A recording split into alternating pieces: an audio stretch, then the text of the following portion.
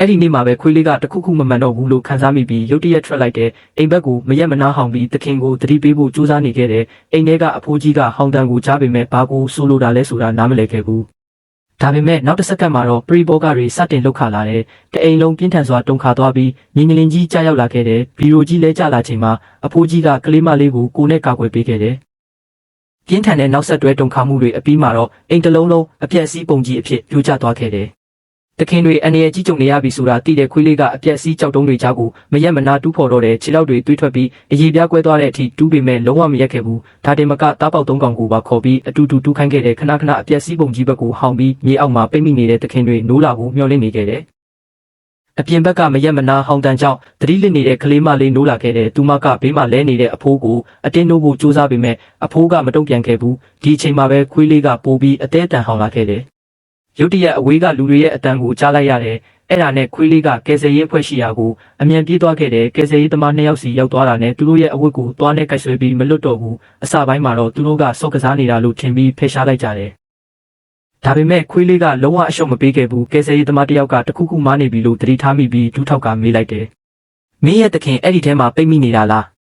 ခွေးလေးကခိုင်မာတဲ့မျက်လုံးတွေနဲ့ကြည့်ပြီးအပြက်စီးပုံဘက်ကိုချက်ချင်းပြေးသွားခဲ့တယ်ကယ်ဆယ်ရေးသမား2ယောက်လည်းနောက်ကလိုက်သွားကြတယ်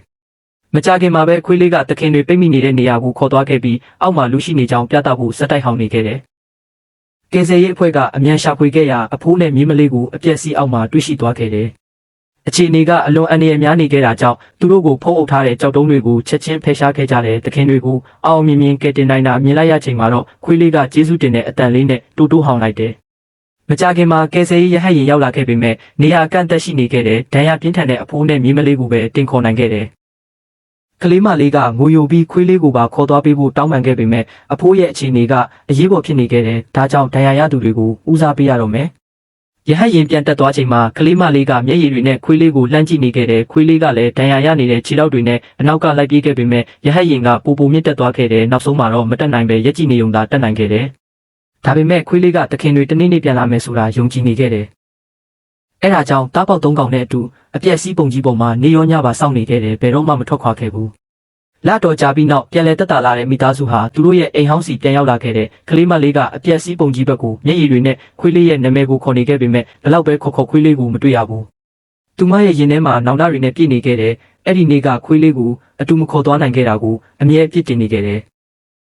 မျောလင်းချက်တွေကုံဆုံးလူနီးပါးဖြစ်နေချိန်မှာပဲရင်းနှီးတဲ့ဟောင်တန်တစ်ခုရုတ်တရက်ကြားလိုက်ရတယ်အဲ့ဒါကခွေးလေးရဲ့တားပေါက်တစ်ကောင်ဖြစ်နေခဲ့တယ်ကလေးမလေးကမြင်တာနဲ့အမြန်ဆုံးပြေးသွားခဲ့တယ်။အဲ့ဒီအချိန်မှာပဲကြံတဲ့တားပေါက်2ကောင်လည်းပေါ်လာခဲ့တယ်။တားပေါက်3ကောင်လုံးဘေးကင်းနေခဲ့ပေမဲ့သူတို့ရဲ့မိခင်ကိုတော့မတွေ့ရသေးဘူး။ကလေးမလေးစိတ်ပြအားငယ်လူနီးပါဖြစ်နေချိန်မှာပဲပိန်နေပြီးဖုံတွေနဲ့ဖုံးလွှမ်းနေတဲ့ရုပ်သွင်းတစ်ခုကခြေလန်းတလန်းချင်းလှမ်းလာခဲ့တယ်။အဲ့ဒါကတော့လာပေါင်းများစွာတစ္ဆာရှိစောင့်နေခဲ့တဲ့ခွေးလေးပဲဖြစ်တယ်။